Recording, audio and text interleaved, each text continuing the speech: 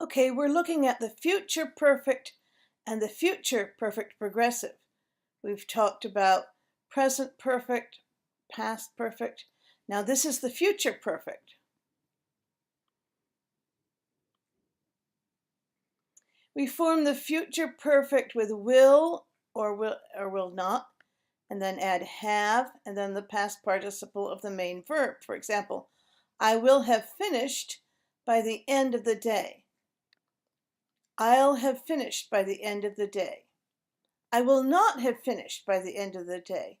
Or the negative, I won't have finished by the end of the day. And here are examples of you, we, she, okay?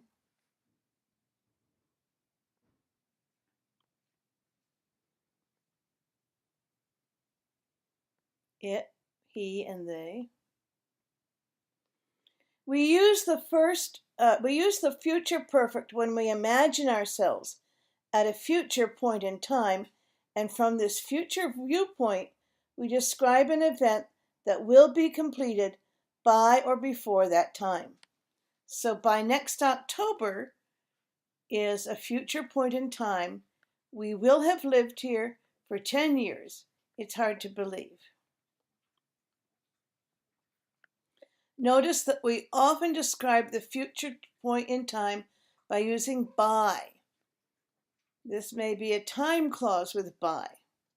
Let's make this bigger.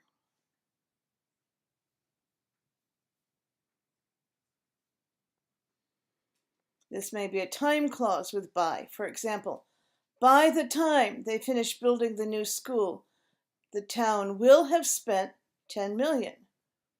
We can also use by and then a time word for a phrase. I'm sure I will have talked to her by the end of the week. But be careful, we use a present form in the time clause even though we're talking about a future time. Okay? By the time they finish. This is in the future, but I'm using the present tense. And here is how it looks with it. Wait a minute, I'm sorry. Went back somehow. The future perfect progressive is rare. It emphasizes that an activity will be ongoing up to a future point in time and may continue after that time. For example, by 5 o'clock, I will have been driving for 3 hours. I think I'll be ready for a stop. By 6, we will have been waiting for an hour. We form the future progressive with will and then not, or have been, and then the ing form of the main verb.